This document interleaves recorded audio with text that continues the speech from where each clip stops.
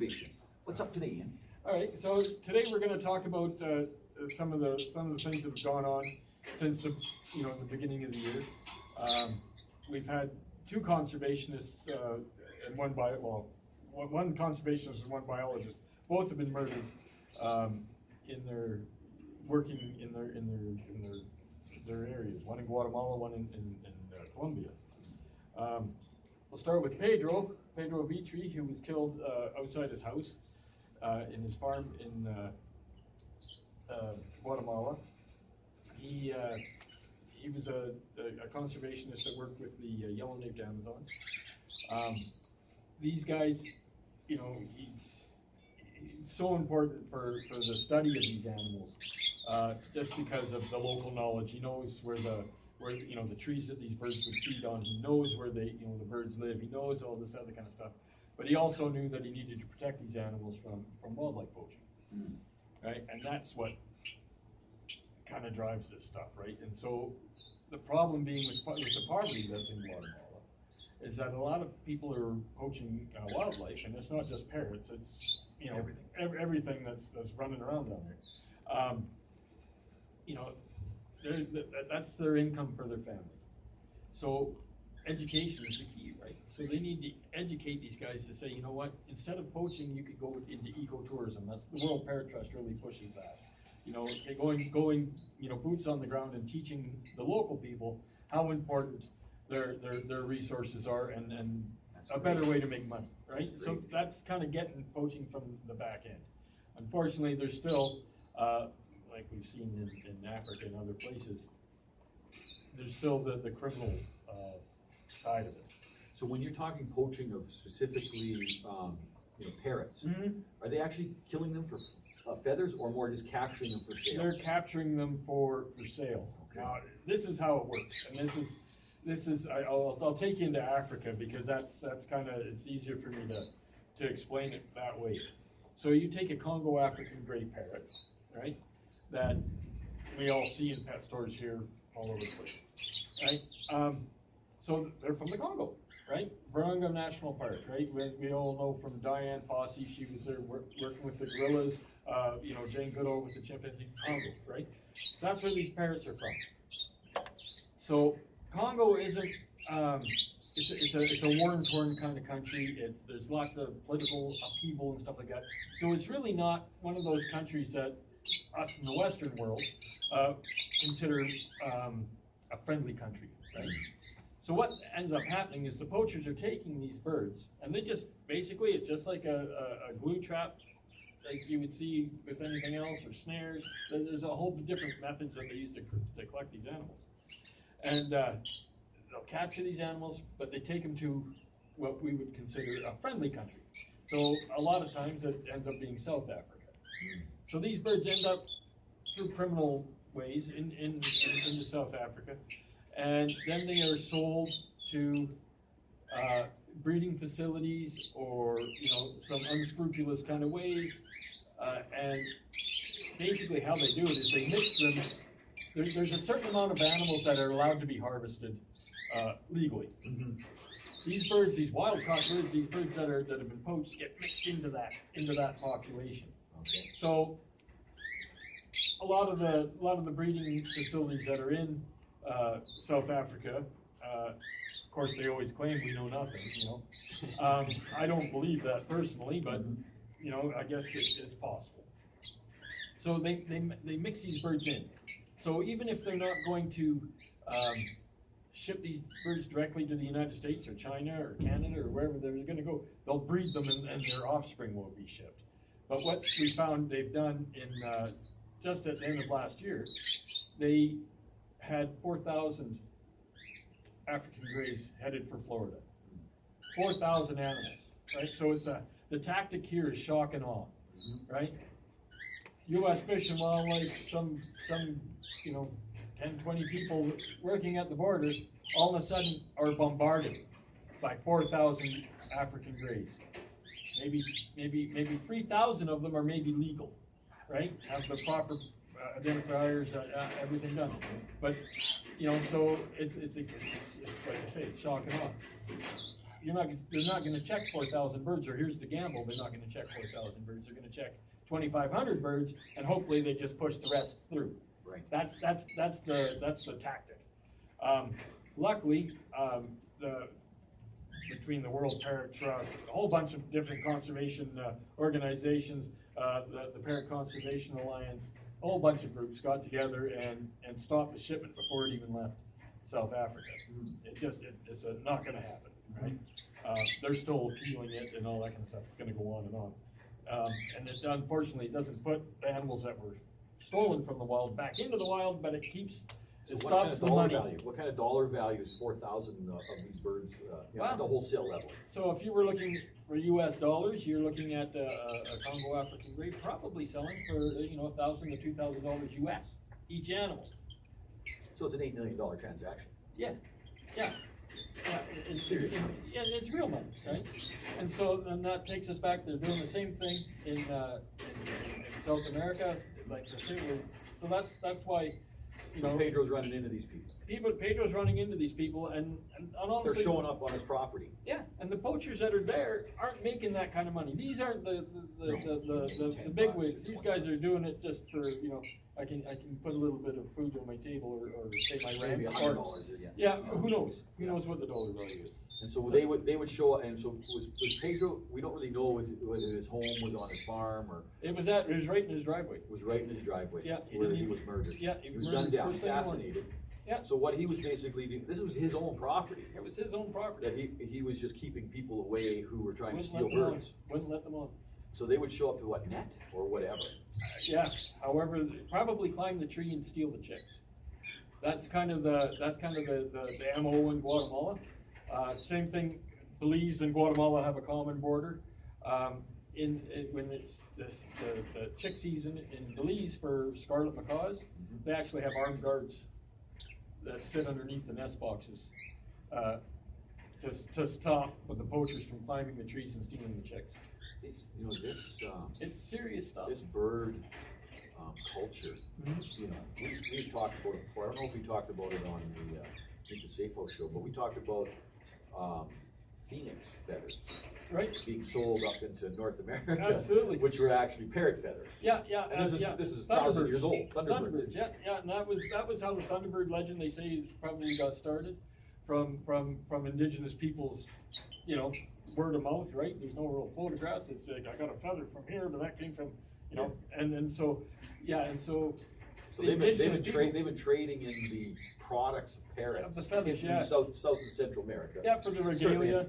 Certainly it's not just all indigenous peoples anymore. Yeah. Now it's gone to a criminal element, right? So it's hooked up in the drug trade as well. I know, especially here in Canada and in the United States, if you get away from the fact that just getting the birds into cages is a criminal act in itself, but a lot of birds you'll see are traded and stolen for drug debt. Their currency. You use it as a currency. Right around here. Yeah, absolutely. We've had birds in the rescue that, it's pretty plain to see that these birds are where they came from and what their past was. They've been traded. So this individual Pedro from Guatemala. Yeah. Now we have another one from Colombia, Gonzalo Cardona. This was a biologist. He was and he worked with yellow-eared parrots. So yellow-eared, and he's one of these guys that was like a superstar in the conservation world in a lot of ways. He would at one point the yellow-eared parrots were critically endangered. Him and a team of people had brought them back to where they were. I'm not 100% sure if they were actually taken off the endangered species list, but they were moved up from being critically endangered to maybe just threatened or something like that. So and that's a huge feat considering all the stuff that goes on. So yeah, we're talking in Colombia. We're talking in Colombia, in the cloud forests of Colombia. Now, in the situation that they have there is that there's a lot of political army, like militia type things that go on in that backcountry. A lot of the Self-funded firepower. yeah, self-funded firepower. Some of this stuff is people that are, the cocaine world is still, still Right there with them. Yeah, They're right in the middle of it's it. in the middle of it, right? So, but also wildlife trafficking, right? That's what I'm saying. It's part of the same. It's all kind of same traffic flow. exactly, and same guys. Same guys. Same guys.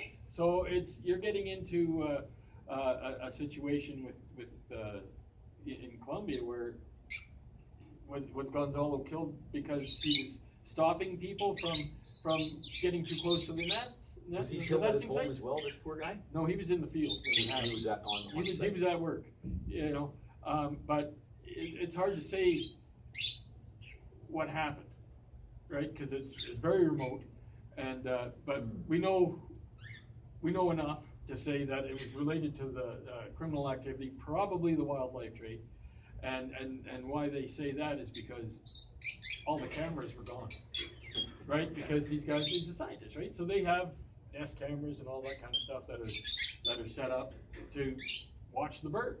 When he's not there, he needs to know, if the nests have been disturbed, if there's been family man. Absolutely. And a university training, millions of dollars worth of training. Absolutely. It's just absolutely. It's sad. So what kind of security do these governments? They're obviously aware that there's a problem, but I guess they're so involved in the other wars that they're in. Well, there's that, and a lot of it is money. As we all know, money is what makes the world go around. I don't know how corrupt Guatemala government is, but I also know, if you're going into the smaller communities where you have, where these birds are living and these people are working, it probably doesn't take much to say, hey, look over here. Don't follow me. Here's a few dollars. Yeah. Or that's just sort of like these crops that they grow and the animals they harvest. It's open. Yeah. Down there, and amongst the indigenous communities, it's even different. They have a lot less regulation. Absolutely. Like you can buy original formula Coca-Cola down there. It's got coca leaves in it. Oh, sure. All this kind of, that's not refined cocaine, but it's that numbing agent. So they know they harvest birds. Yeah. There's no strategy. They just go and grab whatever they can. I guess that's how they log too. They go looking for the prime timber and they just take everything. Yeah, and it's actually kind of interesting. When we were in Dominica a few years ago. I can't remember what year it was now. And we were looking for imperial Amazons on the island. On the island of Dominica, and we're walking through these rainforests on the side of a volcano and all this kind of stuff, right? These great huge trees and all that stuff. And I actually mentioned to the guy who worked for the forestry service there, and I said, it's amazing that they're not coming for the trees. And he says, the one thing that we have on Dominica is we have diversity. He says, so the great thing about this diversity when it comes to the flora, the plant life, is that there's one tree like this here that is valuable for lumber or whatever. There's not another one until you go halfway down the mountain. Right? There's lots of them. There's lots of other trees, but you're not going to get the same kind of tree over and over again. So it as a business plan, it doesn't work. Right? So you're on Dominica, looking for imperial Amazons. Yeah. Amazons. What color are these guys? So they're kind of a purplish color. Wow. And there's very few left of them. And I know when they in the wild. In the wild, yeah. Well, even in captivity, there's not very many. When they had their last, I can't remember what hurricane it was. It was the last big one that went through the Caribbean.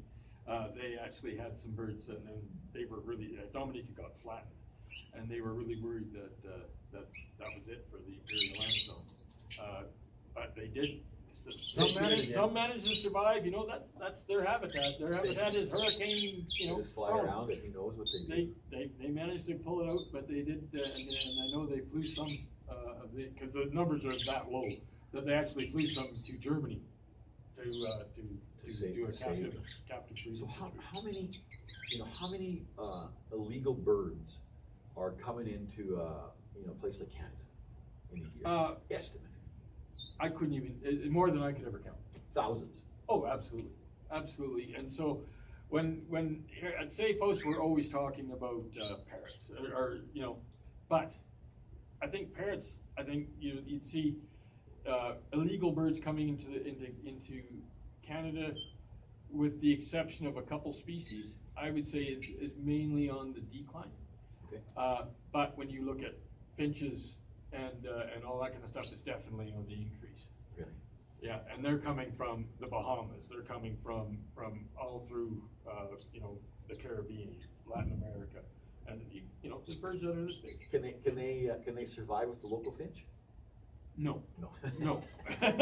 Well, I used to live in the country, and there's colorful little birds Oh, up absolutely, there, but yeah, so- no, the finches that they're bringing in from all over the place, Australia, Europe, and all that kind of. A good chunk of those birds are illegally harvested. They're legally harvested. So Yeah. this is what really creates the need for the safe house. Well, it's part of it for sure. They're bringing in, so let's say 10,000 birds a year. So you're talking Alberta's like 1,000 birds a year coming in. Yeah. So these birds, they're basically being exported out of their habitat. They become permanent residents in Canada. Correct. And they can never go back. No. So that's one of the And their offspring. and They're stranded here. Well, you know what? It's and I've been lucky, been able to talk to biologists and all this other kind of stuff.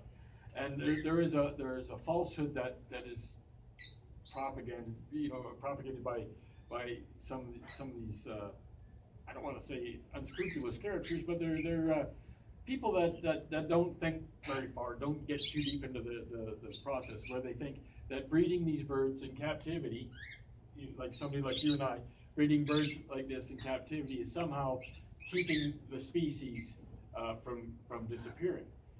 Here's the problem. If let's talk about the Congo African greys. There's lots of Congo African greys in Alberta. There's a good number, none of which are suitable to go back to Africa, for a couple of different reasons. The first reason is their genetics is probably very muddled at best. They have no idea how the culture of being an African gray is completely taken away from them. Yeah. They don't even barely understand that they're a bird. Yeah. Let alone how to survive in the jungles of the Congo. The other thing that is a big problem, and it's just like when Europeans first came to North America, the disease that we brought with us was devastating to the local inhabitants. So if we took a Congo African gray from here and took it to the Congo, there's a good chance that we're bringing a disease with it that will finish them off. Or vice versa, they won't last a day. Vice versa, exactly.